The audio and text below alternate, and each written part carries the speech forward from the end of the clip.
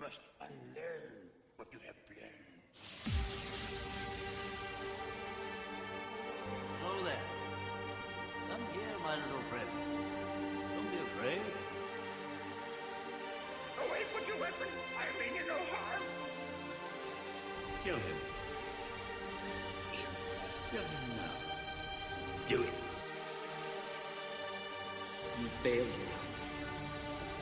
I am a Jedi, like my father had done. What's going on, everybody? This is Robert. This is Shooting the Sith. So the Mandalorian finale just came out last night, or 2 weeks ago, or no, 2 nights ago. I can't talk. I'm going to shut up here, and we're just going to get into the review. How about that? Let's just get into this review, because let me tell you, for as much as I wanted to love this episode, look, I did enjoy it. I enjoyed this episode, but there were some really baffling decisions made, which has kind of been pretty much par for the course when it comes to this entire season. From the start, you could tell this was going to be a jam-packed episode. I'm sort of in the mindset that they should have combined both the penultimate episode and the finale into one episode, and then dedicated maybe another episode to wrapping up the season on where everything is going to go after the events of this season. And really, the feeling of this only was heightened by the fact that this chapter began as if there was no break from the last one. I mean, you were right back into the mix of everything, which, don't get me wrong, was not a bad thing. The action, the fast-pacedness was great. But getting into the meat and potatoes of this episode, I have to say, I really like seeing Grogu once again coming and saving his father. My only real issue with this, while this is like a full circle moment for Grogu and Din Djarin, and it's really showing Grogu being more of an adept partner, and that he's learning from his father, I just would wish there was a bit more to the rescue than what we got. You see, Din is captured in the last 2 minutes or minute of the previous episode. And within the first minute or 2 minutes of the first episode, he's rescued.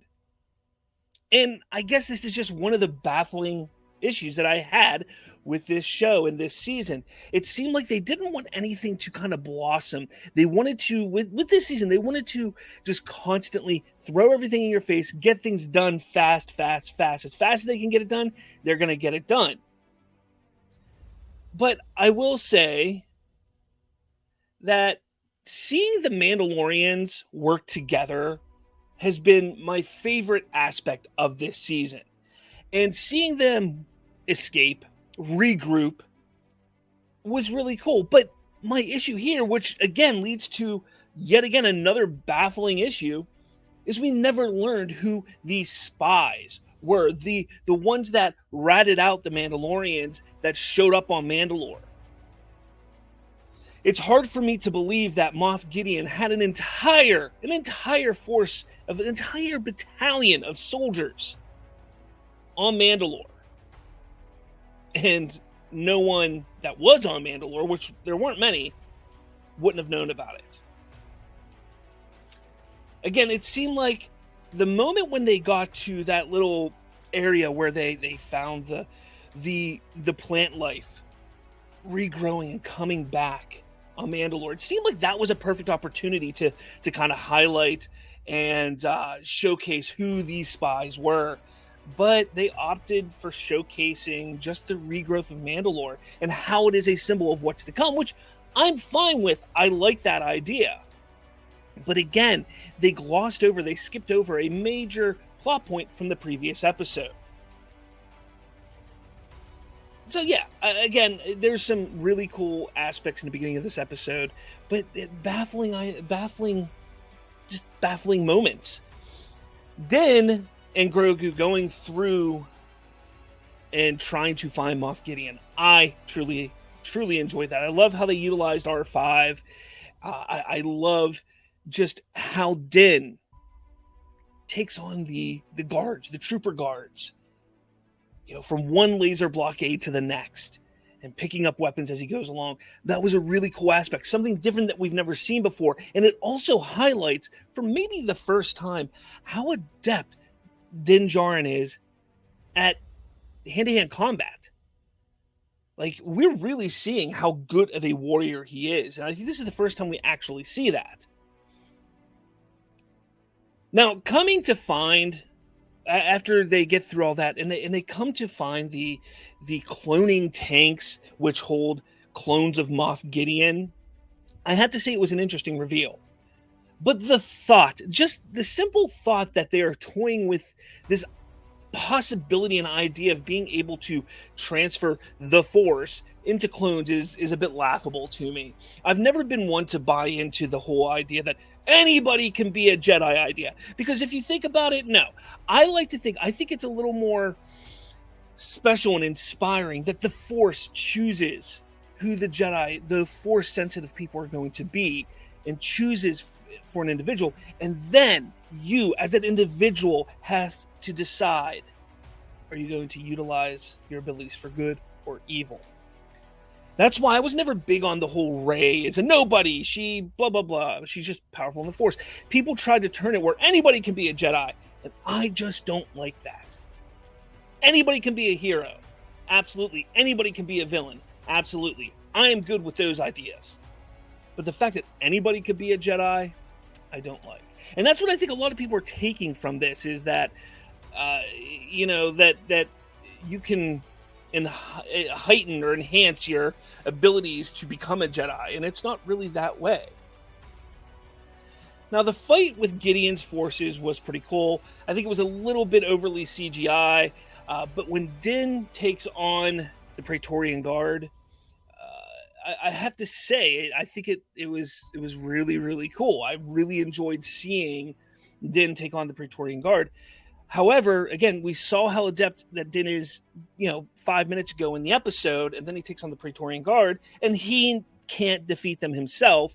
He needs the assistance of his son, Grogu, which I loved. Absolutely loved that. Bo-Katan against Moff Gideon.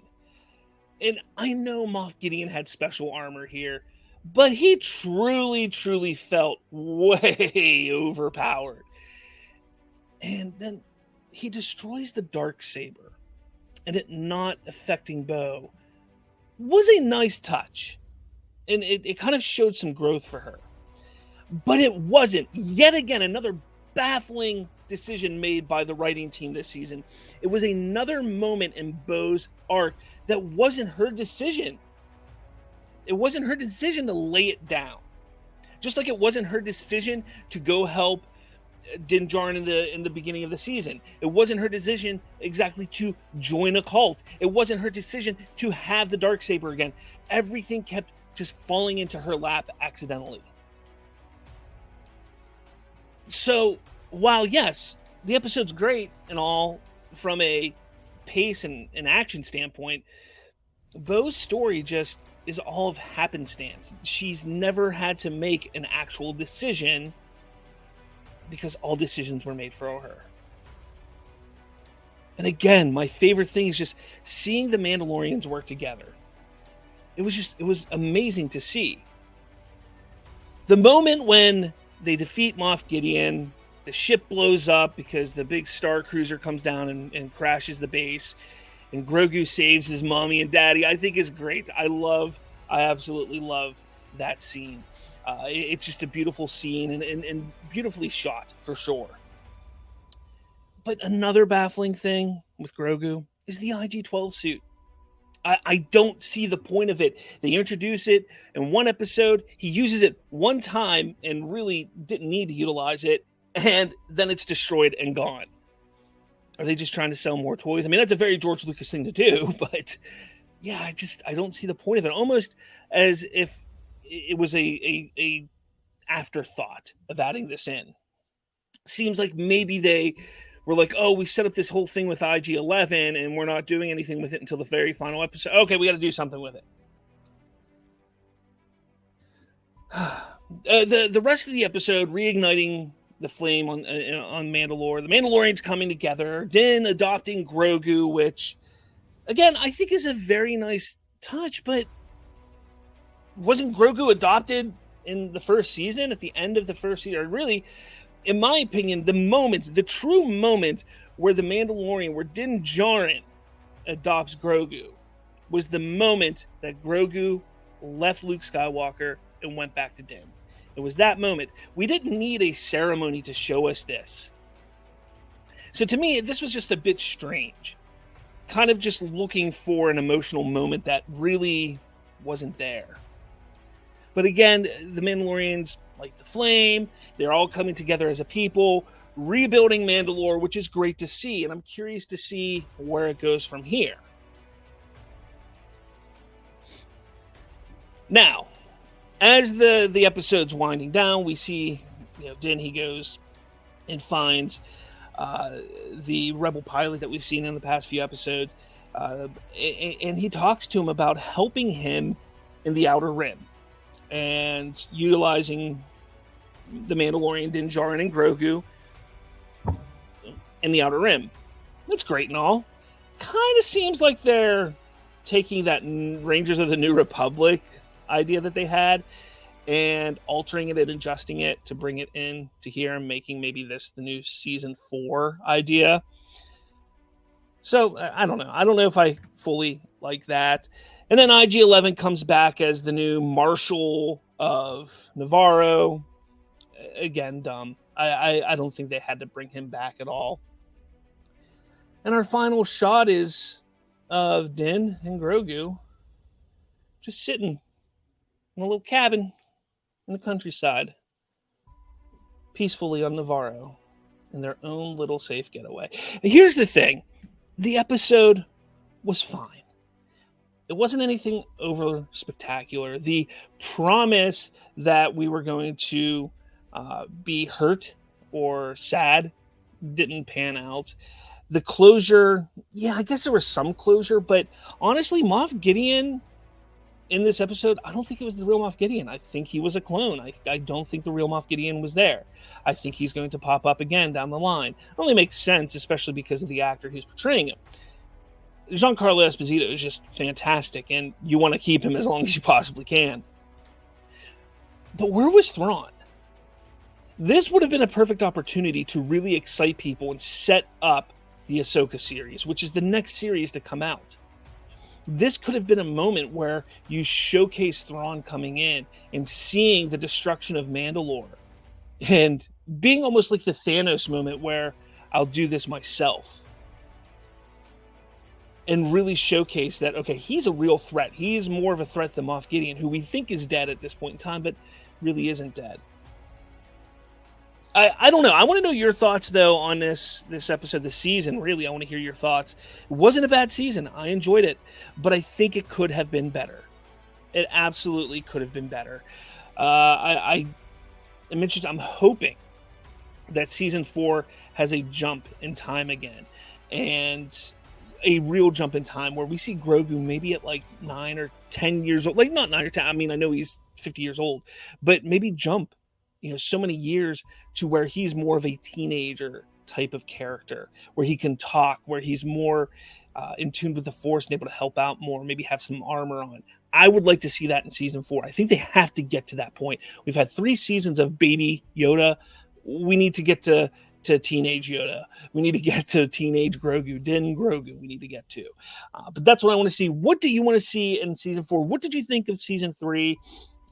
What did you think of the finale? Let me know your thoughts in your comments below. Make sure you hit that like button, hit subscribe, share this to your friends, family, aunts, uncles, grandparents, mothers, fathers. I want to hit 2,000 subscribers by the end of this summer. We're at almost 1,900, so we're like 150 away. So let's make it happen. It should not be hard to get 150 subscribers before the end of summer. And yeah, with all that said, thank you so much for watching, and may the Force be with you.